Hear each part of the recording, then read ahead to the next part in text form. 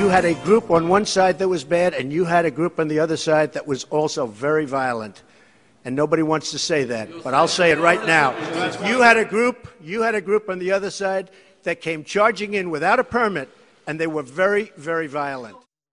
That press conference by President Donald Trump is just one of the things we're going to talk about now on the Lynn Hayes Freeland Show, because he has done or has said quite a few things that have sparked concern, as well as what happened in Charlottesville, Virginia. So here to join us for help us dissect all of this is Lou Ransom. Welcome back. Thank you, thank you, thank you. You know, I know we just heard the president, but I want to go back a little bit, and let's start at Charlottesville, Virginia, because were we caught completely off guard? We as a nation, not we as a people.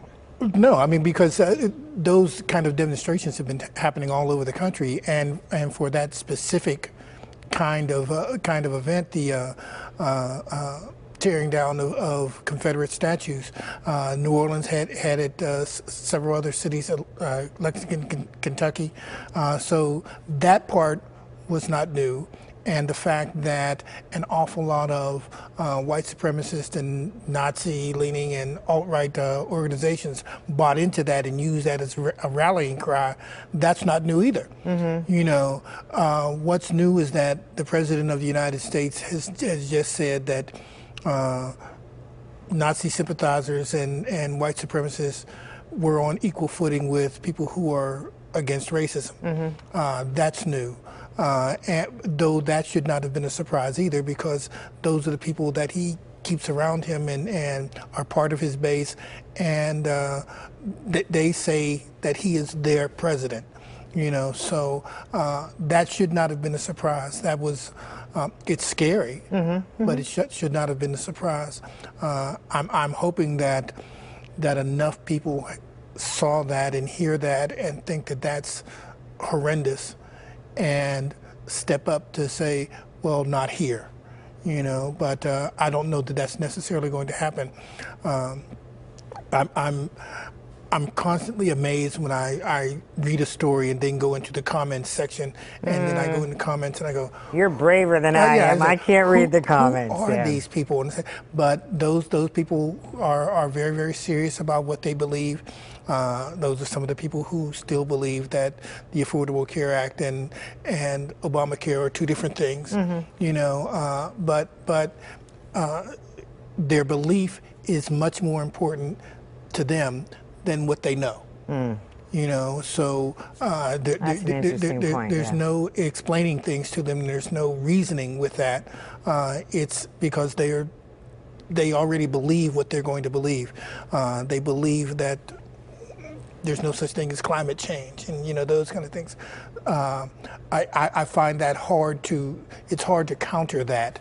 And when you have the President of the United States backstop that, mm-hmm. then you start saying, well, we really have to come to grips with the idea that there may be two Americas right now, and how do we bring those two together is going to be difficult. It's going to be difficult.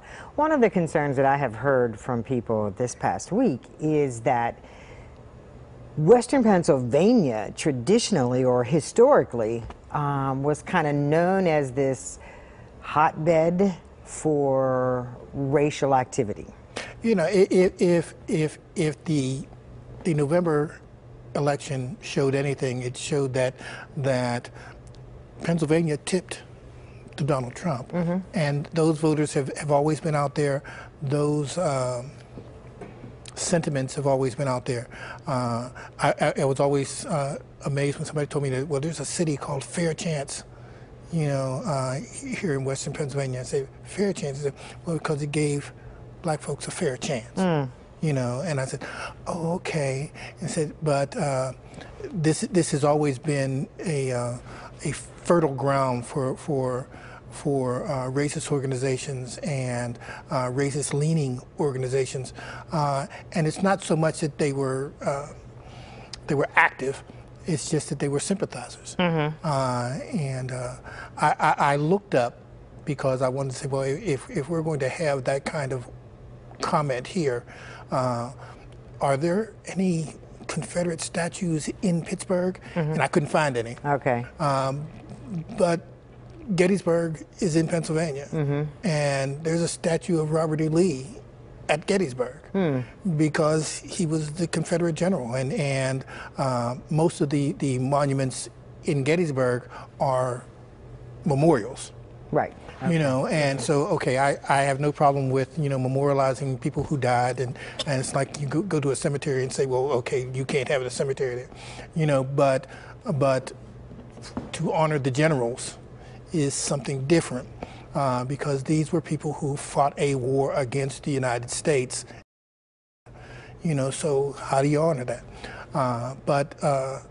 I was always amazed. I used to drive through the North Hills, and there was one house that was out there that had a big Confederate flag. And I'm saying, okay, what does that mean here? Yeah. What does that mean here? Yeah. You know, that you would have a Confederate flag here, because it's not the heritage of the South. You're not from the South. You're not in the South.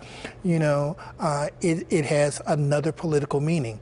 And for me, the political meaning is not a positive one for African Americans. Right. You know, so if that's the signal you're sending, okay, the fact that you're comfortable doing that is disturbing. It's disturbing. You know. Hold that thought there. We got to take a commercial break. We have a lot more to talk about this morning on the Lynn Hayes Freeland Show.